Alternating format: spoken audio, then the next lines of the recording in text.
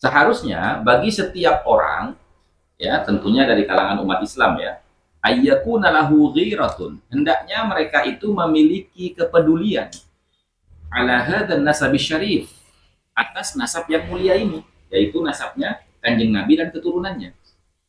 Wa dhabtuhu, dan menelitinya, hatta sehingga la yantasibu ilaihi sallallahu alaihi wasallam ahadun, tidak ada satu orang pun yang mengaku-ngaku berintisab kepada baginda Rasulullah atau mengaku sebagai cucunya Rasulullah illa bihaqqin, kecuali dengan membawa kebenaran bukti dan dalil.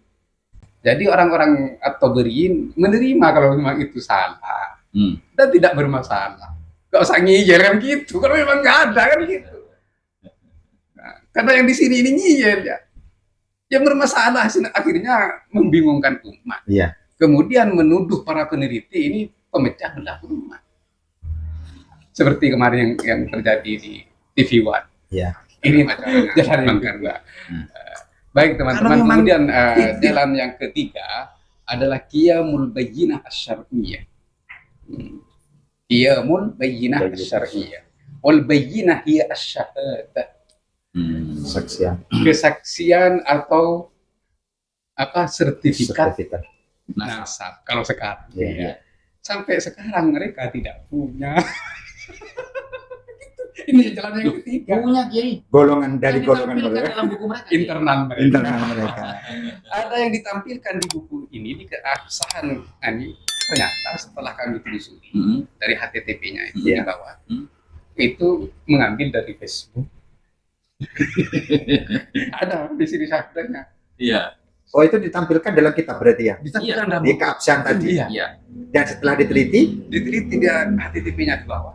Ini ngambil di Facebook, terus diedit. ya artinya walaupun ya ada keabsahan identitas seperti itu, berarti itu bukan, mohon maaf, tidak asli ya? Tidak asli. Bisa-bisa itu pemalsuan data. Nah ini siapa tim mereka ini? Kok tega sekali ya menjerumuskan mereka terhadap pemalsuan data? Kan tega. Iya Pak. Iya, timnya itu. Apa entah mereka sendiri di antara tim-timnya itu kok bisa sekeji itu?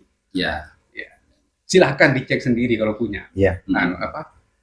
PDF-nya dicek sendiri. Ini di jalan yang ketiga. Terus jalan yang keempat, antak tarifah al-qabilah. Harus ada pengakuan dari qabilah. Yang saya sampaikan tadi bahwa qabilah Ahmad bin Isa yang diwakili oleh Abul Qasim Dr. Yasin Al-Khalidari itu sudah menolak mereka di dalam kitabnya As-Sunuful Biyah.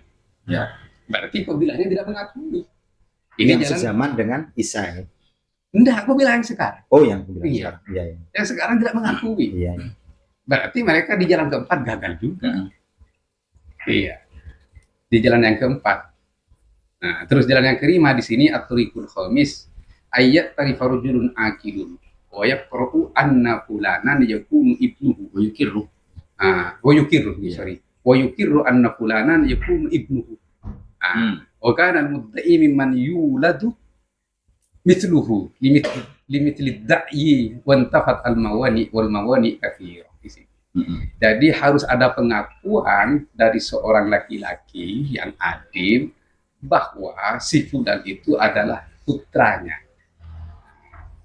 dari orang yang dilahirkan dari saudara-saudaranya, mitluhu di sini. Iya, dari saudara-saudaranya. Di paman mengakui ponakannya. Iya. Kakek mengakui cucunya. Ya sudah fakta. Iya. Kalau qabilahnya tadi, qabilahnya aja nggak menolak. Iya. Apalagi kakeknya. Di sini. Terus biar lebih cepat ya. Untuk jalan ini yang kelima. Di sini memang ada 5 jalan yang disampaikan dari kitab Usain Khamsatul Rafiq tadi. Dari sinilah kaidah-kaidah yang mereka nukil di buku mereka dari kitab Rosain, ini semua kaidah ini malah membatalkan nasab mereka. Ini yang kami sebut tidak mengerti cara mengaplikasikan kaidah ilmu nasab. Kemudian yang sering menjadi pertanyaan juga itu ya, ya Hmm. di masyarakat kita itu, ngapain sih ngurusin nasab orang? Kok Nasab ngurusin lu nasib sendiri aja nggak jelas, ya toh? Ya artinya kan ngurusin nasib lebih dari nasab gitu. Iya. Nah, padahal di dalam buku Keabsahan Nasab Ba'alawi yang ditulis oleh mereka sendiri pada halaman ke-13, ya, mereka itu mengutip pernyataan daripada Ibnu Hajar Al-Haytami. Bagaimana bunyinya? Yambaghi likulli ahadin ayyakuna lahu ghiratun ala hadzal nasab syarif. Ya, wa dhabtuhu hatta la yantasibu ilaihi sallallahu alaihi wasallam ahadun illa bihaqqin. Seharusnya bagi setiap orang, ya tentunya dari kalangan umat Islam ya, ayyakuna lahu ghiratun, hendaknya mereka itu memiliki kepedulian ala hadzal nasab syarif, atas nasab yang mulia ini, yaitu nasabnya Kanjeng Nabi dan keturunannya. Wa dhabtuhu, dan menelitinya, hatta sehingga la yantasibu ilaihi sallallahu alaihi wasallam ahadun, tidak ada satu orang pun yang mengaku-ngaku berintisab kepada baginda Rasulullah atau mengaku sebagai cucunya Rasulullah illa bihaqqin, kecuali dengan membawa kebenaran bukti dan dalil. Gitu loh. Nah, ini mereka tulis sendiri di sini. Lalu kenapa ketika kita mempertanyakan keabsahan nasab mereka, kok ada bantahan ngapain ngurusin nasab orang, sementara nasab kamu itu nggak jelas? Nasab kita nggak jelas nggak jadi ukuran, karena kamu mengaku sebagai zuriyahnya Nabi. Selama kamu mengaku sebagai zuriyahnya Nabi, atau siapapun yang mengaku sebagai zuriyahnya Nabi, itu harus diverifikasi kebenarannya. Nggak boleh kita terima berdasarkan husnudzon. Nah, ini pernyataan dari Imam Ibnu Hajar Al-Haytami yang mereka kutip di dalam halaman ke-13 buku mereka sendiri, Keabsahan Nasab Ba'alawi. Kan begitu. Nah, monggo Kiai. Ini sudah tentang nasab mereka. Nah, ini tadi pertanyaan tadi Ya. Kiai ya. Ya. Kenapa ulama-ulama zaman dulu itu Ya. kok tidak ada yang mempermasalahkan nasab mereka, Gitu. sementara sekarang ini kok tiba-tiba ada Oke. orang yang mempermasalahkan nasab mereka? Jadi begini, karena kalau teman-teman sudah tahu bahwa nasab mereka itu batal dari 5 kaidah yang disebutkan dalam kitab Rasail yang mereka tutil dengan sempurna, sekarang kenapa kok baru muncul sekarang? Nah, sebenarnya ini bukan baru muncul sekarang. Di Indonesia yang hanya baru muncul. Kalau di Arab sana sudah dari dulu banyak yang dibatalkan. Di antaranya pendiri dinasti Fatimiyah. Sebelumnya mengaku bahwa mereka itu adalah dzurriyyah Muhammad bin Ismail. Dan itu sampai 3 abad ya? Itu dibatalkan. Awalnya kan Ismailiyah. Kemudian karena dibatalkan, maka mereka mengaku abna Fatimah. Sehingga mereka mempunyai dinasti Fatimiyah. Kemudian juga ada yang dibatalkan, Baitut Tabariyin. Jadi At-Tabariyin, Imam Tabari itu maksudnya. Jadi Baitut Tabariyin ini kanu hukama wa kutaba di Makkah. Orang-orang ahli, penulis kitab juga tinggi. Tapi ketika nasabnya batal, ya harus batal walaupun dia ahli. Iya. Jadi ya pongkol nasabnya yang bermasalah yang bernama Abdul Wahid. Abdul Wahid bin Husain. Tidak pernah tercatat dalam kitab-kitab nasab dan kitab-kitab sejarah bahwa Sayyidina Husain bin Ali itu memiliki putra yang bernama Abdul Wahid. Jadi orang-orang At-Tabariyin menerima kalau memang itu salah dan tidak bermasalah.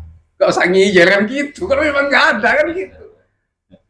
Nah, karena yang di sini ini ngiyel ya. Yang bermasalah akhirnya membingungkan umat. Kemudian menuduh para peneliti ini pemecah belah umat. Seperti kemarin yang terjadi di TV One dalam acaranya Bang Karni. Kalau memang pungkul nasabnya tidak terverifikasi, ya sudah menganggap. Di sini ditulis di buku mereka, man hafidha hujjatan alaman lam yahfa. Jadi lebih didahulukan orang-orang yang Menggunakan hujah. menggunakan hujah dan dalil daripada orang-orang yang tidak Berhujah. berhujah. Ini di buku mereka. Mereka tulis, tapi mereka ingkari. Kan begitu. Mereka khianati. Haula wala quwwata illa billah. Jadi ini Bang Junid ya, ibtalun nasab ini bukan hanya terjadi di zaman kita sekarang. Ya. Ini terjadi mulai sejak dahulu, Dan tapi banyak. sayangnya kita kurang mengkaji ilmu sejarah. Iya. Sehingga kita tahunya ibtalun nasab hanya sekarang. Kalau kita kembali kepada sejarah, ya banyak yang juga dibatalkan. Ya artinya kan sebelum-sebelumnya, artinya sebelum kayak Imat Hmm. ini muncul, ya artinya di negara-negara lain pun sebenarnya sudah ada. Sudah Tidak ada. hanya di negara Iya. lain. Ya, Di negara kita pun pada tahun 90-an apa 80-an tuh ya. Hmm. Awal-awal berdirinya MUI. MUI kan pernah mengatakan bahwasanya habaib itu bukan cucu Nabi. iya, Iya Iya. kan? Hasan Basri ya.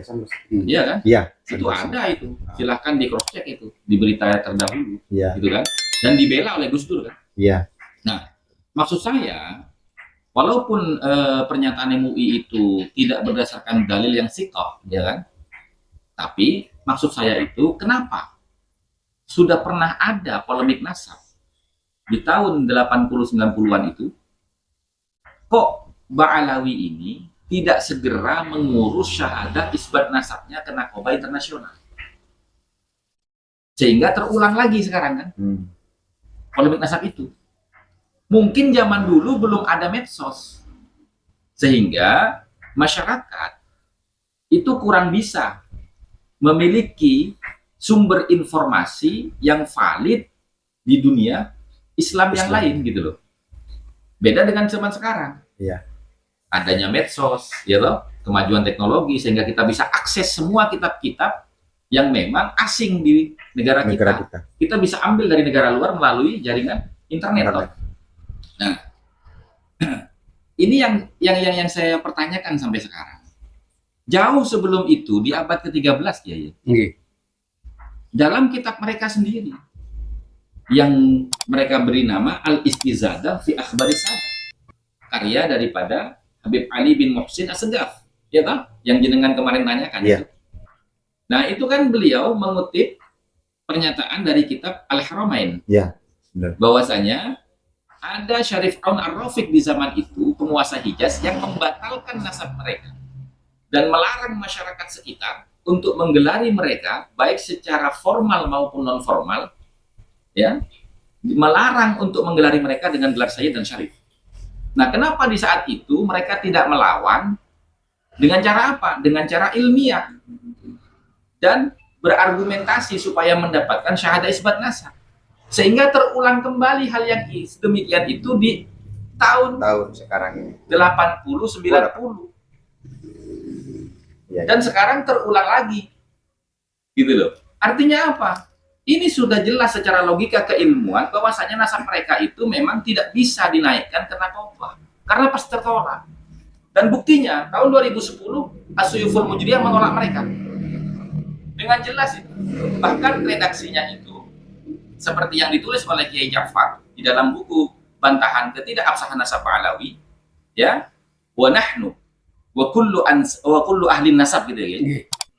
Wa nahnu wa kullu ahli nasab, kami dan semua pakar nasab telah mendeteksi adanya dalil yang memutuskan secara jelas dan sharih bahwasanya mereka tidak bersambung kepada keluarga Al-Alawi Al-Hashimi bagi orang-orang yang mengaku dari kalangan Ba'alawi Hadramah, gitu loh.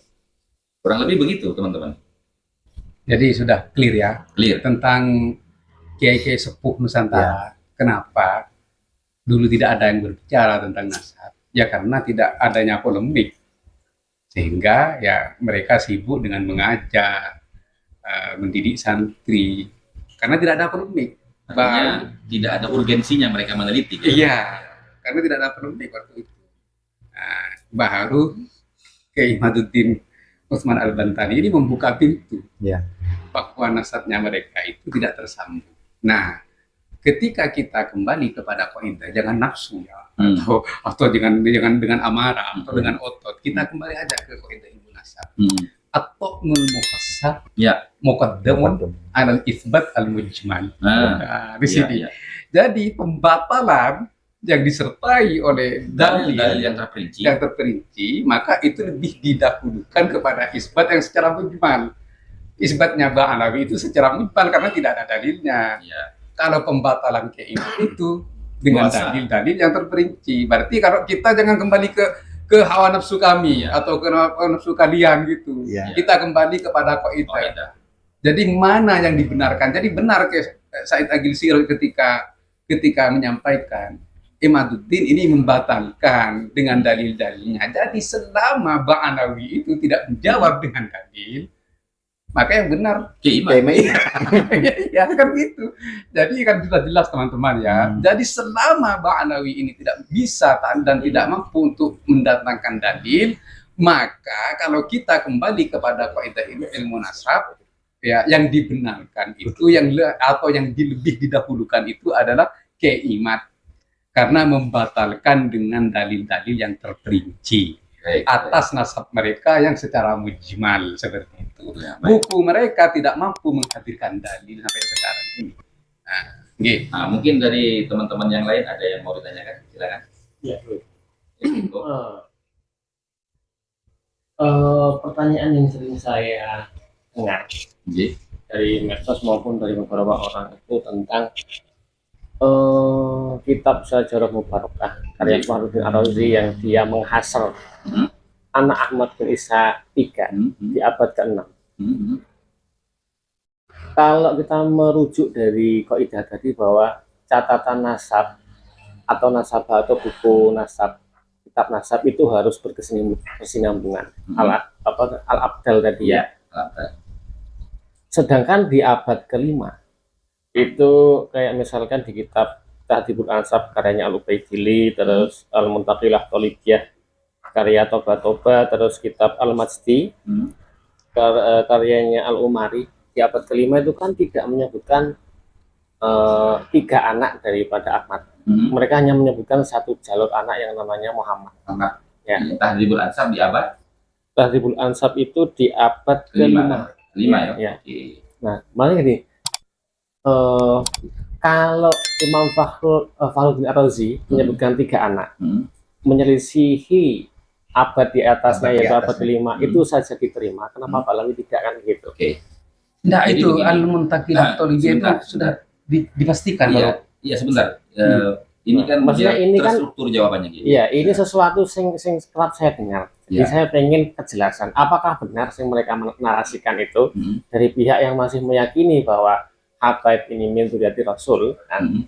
Adakah referensi yang diambil oleh Imam Fakhruddin Ar-Razi ini tentang 3 nama anak Ahmad ini? Ya, jadi gini. Yang pertama, kitab Tahdhibul Ansab ketika menyebutkan putra Ahmad bin Isa itu kan tidak menggunakan sigat hasr. Ya toh? Ya. Nah, sementara di abad yang sama seperti yang tadi mau disampaikan oleh Kiai Ja'far Shadiq Fauzi, di abad ke-5 itu juga ada kitab Muntaqilah At-Talibiyah, gitu. karya daripada Ibrahim bin Nasir Toba. Itu menyebutkan dengan sigot hasr jumlah putranya Ahmad bin Isa itu sama dengan apa yang disebutkan oleh Fakhruddin Ar-Razi di abad ke-6. Oh iya. 3. 3. Apanya? Iya, 3 juga. Iya, 3 juga. Berarti di abad ke-5 sudah ada ya. Sudah. Artinya kalau ada orang berargumen, loh, ini Syajarah Mubarakah menyelisihi kitab sebelumnya dong. Ya kan gitu. Karena di abad ke-5 ada Tahdhibul Ansab yang menyebut hanya satu orang, Muhammad. Nah, kita lihat sebagai peneliti, kita tidak boleh hanya membaca teksnya saja, tapi bagaimana susunan kalimatnya yang digunakan. Nah, di dalam Tahdhibul Ansab itu tidak menggunakan sigot hasr. Tahdhibul Ansab ditulis pada abad ke-5 oleh Syekh Syaraf Al-Ubaidili. Sementara di abad yang sama ada kitab Muntaqilatul Talibiyah yang ditulis oleh Ibrahim bin Nasir Toba. Di abad ke-5 itu. dia menyebutkan putranya Ahmad bin Isa dengan sigot hasr. Sama seperti di abad ke-6 dalam kitab Syajarah Mubarakah, Fakhruddin Ar-Razi yang menyebutkan dengan sigot hasr juga jumlahnya 3. Muhammad Ali Husain gitu. Nah, kembali kepada kaidah tadi. Gitu. Nah, penyebutan Ba'alawi ya bahwasanya ada tambahan anaknya Ahmad dari yang 3 disebutkan di abad sebelumnya, yakni ke-6 dan ke-5, yaitu Abdullah atau Ubaidillah. Ini kan menyelisihi kaidah. Iya. Ya kan? Alla takuna mukhalifatan lil usul. Hendaknya catatan yang baru tidak menyelisihi catatan yang lama usulnya. Dan juga idza ikhtalafa nasabani, kalau ada 2 catatan nasab yang bertentangan, ukhidha bil aqdamis sahih, maka yang diambil benar itu adalah yang lebih tua. Karena Itu, di padahal Imat itu kan juga tidak ada tentang muntadilah kholifiyah yang menyebutkan sirat asal. Berarti dari Kiai Ja'far dan tulisannya itu melengkapi apa yang sudah dituliskan oleh Kiai Imam. bisa dikatakan seperti itu, bisa dikatakan seperti itu. Sudah kami tulis, Gus. Ya, Jangan khawatir. Ya. Sudah kami tulis Tinggal tunggu kita di dalam biasa, ya. membantah counter mereka terhadap Asy-Syajarah Ya, judulnya apa, Kiai? Judulnya, Kiai. Biar jelas, Kiai. Nih, teman-teman semua nih yang nonton nih ya. Biar Jadi jelas, Kiai. standar ganda. Dan iya, Nama kitabnya apa? Bantahannya yang sampean bikin. ketidakabsahan nasab Ba'alawi. Itu teman-teman ya. Jadi sudah ada itu, Gus. Apa? ya, Covernya. covernya nanti ditampilkan teman-teman. Kita tampilkan nanti covernya teman-teman. Dan itu ya, Karena besok naik cetak insya Allah. ya, dan itu bisa teman-teman dapat ya di TikTok Shop atau di Shopee ya. Ya. Gitu. Nah, nanti silakan dilihat di video TikTok ataupun YouTube, kita akan sampaikan nanti. Gitu. Artinya di sini teman-teman ya, bahwasanya di dalam penulisan itu ulama punya kaidah. Apabila penyebutan jumlah keluarga itu menggunakan jumlah ismiyah, fahuwa yadullu ala munhasilun fihi.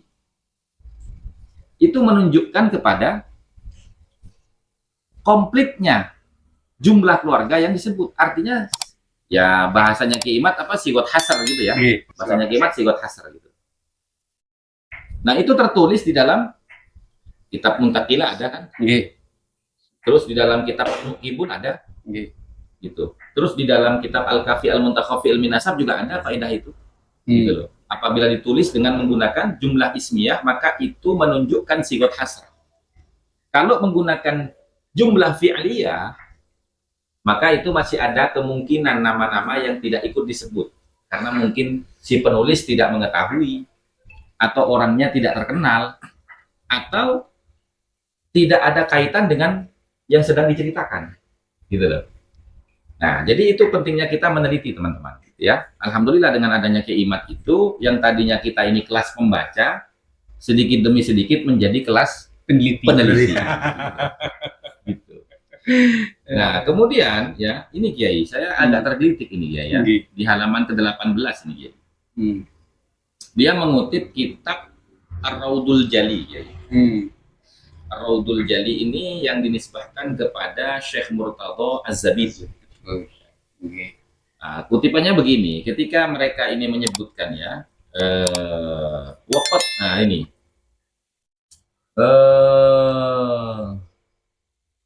walahu aqibun bimisrah warrai wawasid wal basrah wa Baghdad.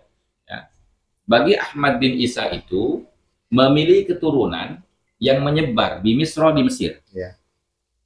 warrai dan di Rai, wawasid dan di Wasid, wal Basrah dan di Basrah, wa Baghdad dan di Baghdad. Ya, yang perlu kita ingat di sini tidak ada penyebutan Hadramaut Yaman. Satu itu ya. Ini mereka kutip sendiri loh. Catat. Catat. Gitu. Nah, kemudian hadza ma ittafaqu alaihi nasabun. Ya, ini semua adalah nama-nama yang telah sepakat atas nama-nama tersebut para ulama ahli nasab. Min Atibi Ahmad ibn Isa An-Naqib, dari keturunan Ahmad bin Isa An-Naqib. Ya. Nah, di sini dia katakan begini, ya. Inilah keturunan Ahmad bin Isa An-Naqib yang disepakati oleh para ahli ilmu nasab. Luar biasa kesaksian ini dinyatakan seorang imam yang dijuluki Khatimatun Nasabah, abad ke-12 dan 13. Gitu loh. Tidak sampai di situ, bahkan beliau menulis secara khusus satu kitab tentang nasab Alawi dengan judul Ar-Raudul Jali fi Nasabi Bani Alawi. Syekh Murtada Zabidi itu. Nah, pertanyaan saya, ya, apakah kalimat ini kalimat yang benar atau salah? Hadza ma ittafaqa alaihi nasabun. Nasabah yang mana yang bersepakat bahwasanya Abdullah atau Ubaidillah itu anaknya Ahmad bin Isa? Padahal sudah ada penolakan. Iya. Di abad ke-13 loh ini, teman-teman. Kitab Raudul Jali itu di abad ke-12 13. Sementara di dalam kitab mereka sendiri yang tadi saya sebutkan namanya Al-Istizadah fi Akhbaris Sadah, karya daripada Habib Ali bin Muhsin As-Sagaf, dia menceritakan kok dibatalkan oleh Syarif Ar-Rafiq. Lah kok di sini malah mengatakan ittifak, itu gimana? Sementara ilmu nasab itu nggak ada ittifak, nggak ada. Yang ada itu isbat, gitu loh. Ittifak itu kan kata lain daripada ijma, gitu loh. Dan lagi-lagi ini tim penulisnya ini sebenarnya nggak sayang sama juragan. Jadi ya, Pak, ya, ini kan nggak menyebut Hadramut di situ. Enggak. Iya. Kan sebenarnya madu loh. Kok ini? Katanya mereka akan hijrah ke Hadramut. Al-Muhajir ilallah. Iya. Berarti ini bertentangan dengan bosnya. Betul. Penulis. Bertentangan dengan bosnya. Iya. Ini kalau diungkap madu loh. Semoga ini sampai di telinganya Pak Andawi. Betul, betul. Semoga. Biar nanti penulisnya itu dihukum atau dipecat lah. Nulisnya nggak becus. Nah, kemudian ini teman-teman ya, di halaman berikutnya itu ya, di halaman ke-20 kita masih mengulas tentang pernyataan mereka yang mengutip tentang beberapa syarat di dalam mengisbat nasab yang mereka kutip dari kitab Rasail ya tadi. Ya, di sini dia katakan An-Nasabah Syekhus Syaraf Al-Ubaidili yang wafat pada tahun 435 Hijriah, artinya abad ke-5 ya. Beliau berkata, Hajar Syarif Ahmad ibn Isa An-Naqib minal Madinah ilal Basrah fil ashri tsaniyah minal qarni rabi al-Hijri. Artinya, dia mau mengatakan bahwasanya Ahmad bin Isa An-Naqib itu dari Madinah berhijrah ke Basrah. Ya, pada 10 kedua dari abad keempat. 10 tahun kedua dari abad keempat, begitu ya? Fi asri tsaniyah. Gitu. Atau pertengahan mungkin ya. Pertengahan. Nah. Wa kharaja minha, dan berhijrah bersama mereka. Kharaja ini kan keluar, artinya berhijrah maksudnya gitu ya. Nah, dari Madinah ke Basrah ya. Dia siapa? Ahmad bin Isa maksudnya. Wa waladuhu, dan putranya Ahmad bin Isa. Siapa? Abdullah, yang bernama Abdullah. Ilal masyriq, menuju ke timur. Gitu loh. Nah, di sini teman-teman, ya. Ketika kita lihat dari kitab apa mereka ini mengutip pernyataan Syekhus Syaraf Al-Ubaidili. Nggak ditemukan ini. Gitu loh. Nggak ditemukan. Ya. Nggak ditemukan sama sekali pernyataan seperti itu. Mereka berasumsi atau beralibi bahwasanya kitabnya Al-Ubaidili itu bukan hanya Tahdhibul Ansab, tapi banyak karangannya Ubaidili. Bisa saja kalimat itu ada di kitab yang lain, gitu loh. Nah, iya, kitab yang lain ini apa? Karena di awal tadi mereka mengatakan yathbutun nasabu bil alamatil wadihat wabil bayyinatis sabitat. Nah, kalau seperti ini kan nggak sabit ini, karena kitabnya nggak disebutkan apa, dan alasannya kitabnya Murtada Syekhus Syaraf Al-Ubaidili itu banyak, bukan hanya Tahlibul Ansab. Karena di dalam kitab Tahdhibul Ansab tidak ada kalimat ini. Gitu loh. Artinya ini khabar majhul. Catat. Catatan kaki 19. Oh ya. Ini 20 ya. 20. Iya. Bukan ini 19. Enggak, di halaman 21 ya.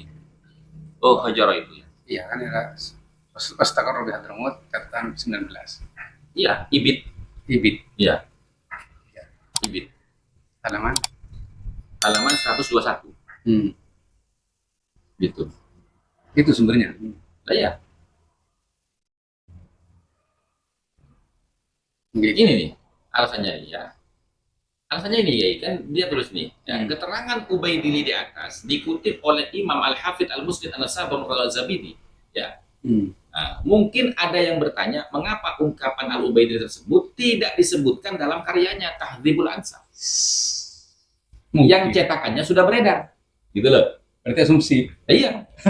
Dari mana Al-Imam Murtadha Zabidi mengutip ungkapan tersebut, sedangkan dalam kitab Tahdhibul Ansab yang mu'tamad, yang merupakan karya Al-Ubaidillah itu sendiri, ungkapan di atas tidak ditemukan. Don, dia ngomong sendiri. Udah aku. Terus hal ini bisa dijelaskan sebagai berikut. Berarti berbohong tapi ngaku. Lagi-lagi penulisnya ini. Waduh. Makanya kan gini ya, kitab Ar-Raudhul Jali itu kami katakan tidak bisa dijadikan sumber referensi di dalam menetapkan nasab Ba'alawi. Kenapa? Karena pentahkiknya kitab Raudhul Jali, Abu Bakar Ba'atib dan Alwi bin Thahir Al-Haddad itu mengatakan kitab ini bukan tulisan Murtadha Az-Zabidi, tapi kitab ini tulisannya Muhammad Hasan Qasim. Nah, kalau muhakiknya dari kalangan mereka loh, Alwi bin Thahir berarti kan Ba'alawi toh. Nah, kemudian Abu Bakar Ba'atib berarti kan orang Yaman toh. Ba'atib kan marganya gitu loh. Tapi apakah Muhammad Al-Qasim ini menyandul dari manuskrip atau dari apa? Dari keterangannya nggak itu? Nah, makanya saya tidak mau memperpanjang itu, cuman saya mau ini kok berbenturan dengan Alamat Wadihah tadi itu ya. apa yang mereka kutip dari kitab Rosail. Wa yathbutun nasabu bil bayyinati sabitat, dengan keterangan-keterangan yang valid. Mana keterangan validnya kalau kitabnya saja nggak ada?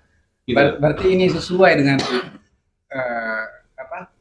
ibarah yang mereka katakan. Iya. Wa yasbutu bisyubuhat.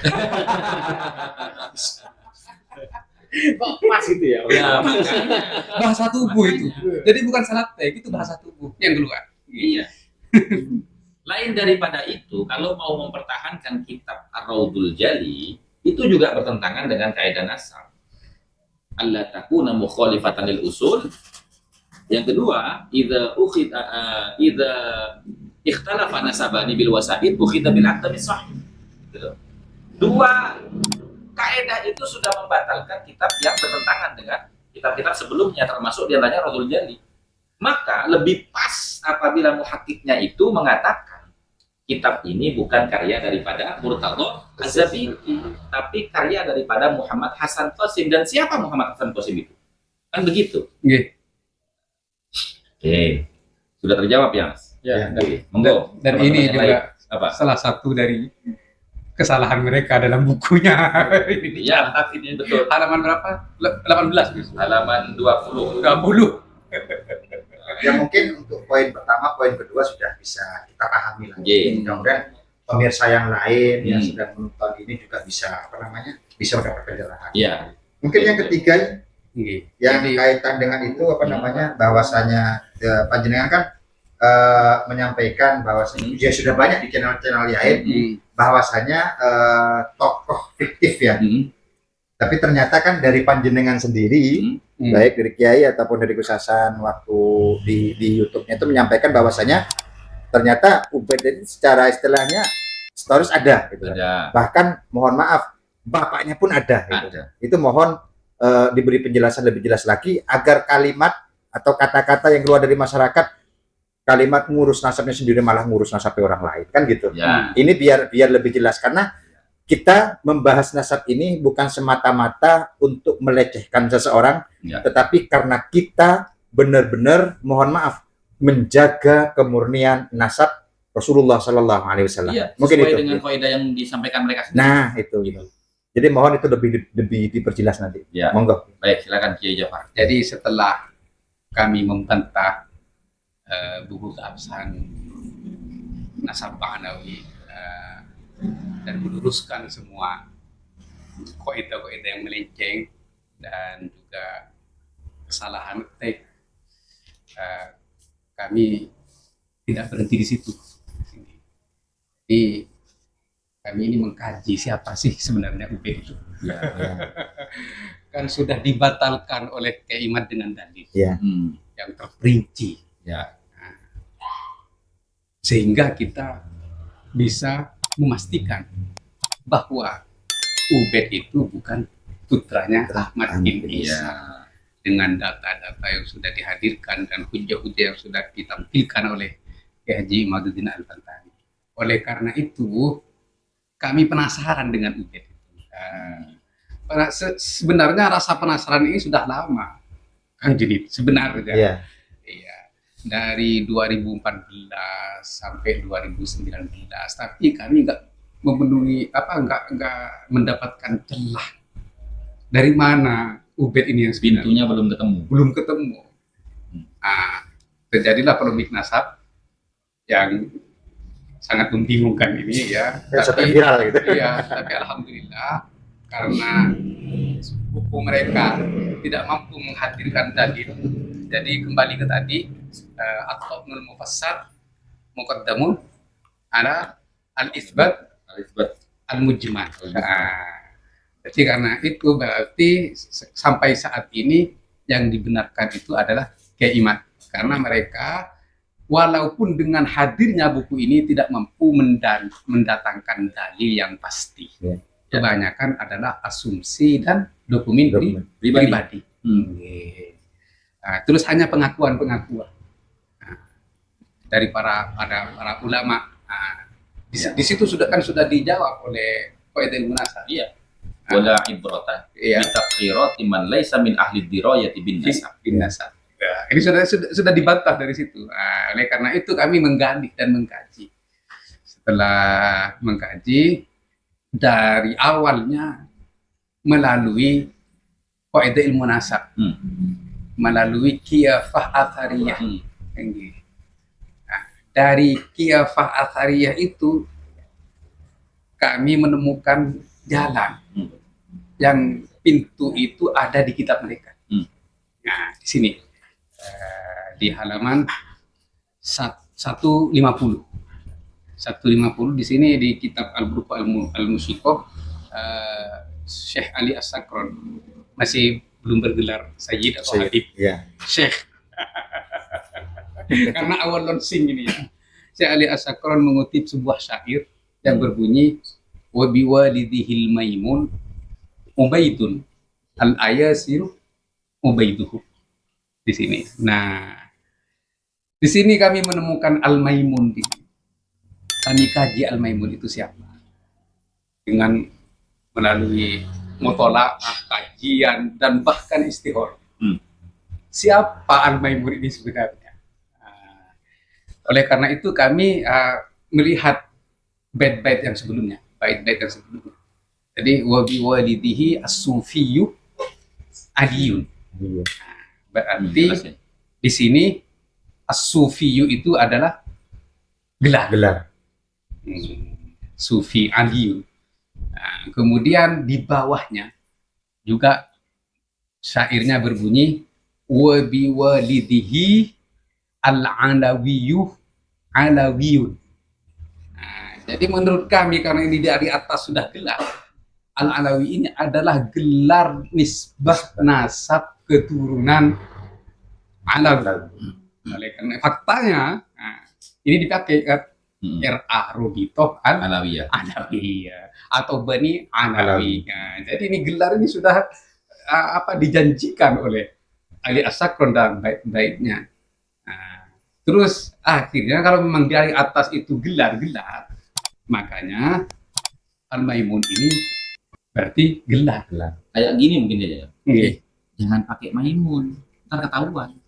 Ganti aja Pak Alawi. Mungkin kami potong sedikit nih. Iya. Artinya ya, Syekh Lea Sakron ya, panggilnya. Hmm. Artinya beliau mengutip itu pun masih belum bergelar Habib berarti Belum. ya. Masih Syekh. Syekh berarti ya. Masih Syekh. Bahkan di kitab itu ya tertulis muallifnya itu Syekh Ali bin Abu Bakar bin Syekh Abdurrahman. Jadi dari mulai dia, bapaknya, kakeknya semuanya bergelar Syekh, tidak bergelar Sayyid ataupun Syarif. Itu. Dan ini bertentangan dengan kaidah syura istifadhah. Ya kan? Bihaitsu ya'rifunahum bisiyadati fi jami'il ajyal. Ya, dengan sekiranya semua orang itu mengenal mereka dari generasi ke generasi dengan gelar kesayyidan. Gitu. Iya, iya. Gitu. Jadi dari lafal Al-Maimun kami pakai kaidah ilmu mantik untuk menetapkan sebuah dalil. Dari definisinya dalil itu apa? Fahmu amrin min amrin. Memahami sesuatu dari sesuatu. Ya. Oleh karena itu kami memahami dari lafal Al-Maimun bahwa artinya adalah sebuah dalil. Ya. Kami memahami ini adalah kaidah dilalah lafziyah. Ya, yang terbagi menjadi 3. Ya. Tabi'iyah, wad'iyah, tabi'iyah, aqliyah. Jadi di sini wad'iyah. Al-Maimun ini. Dan makna dilalah bahwa di sini ini apa Maimun itu betul-betul edat.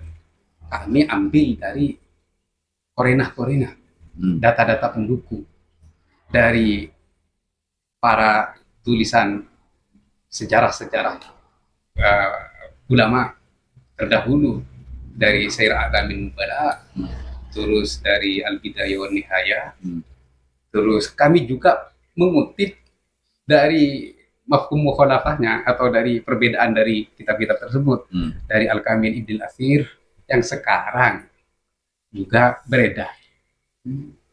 Pembedaan dari mereka bahwa nasabnya Maimun ini nyambung kepada Ali bin Abi Thalib radhiyallahu anhu karramallahu wajhahu. Ini tikus masuk dalam perangkap. Oh, artinya sudah ada pembelaan lagi ini. Ada. Oh.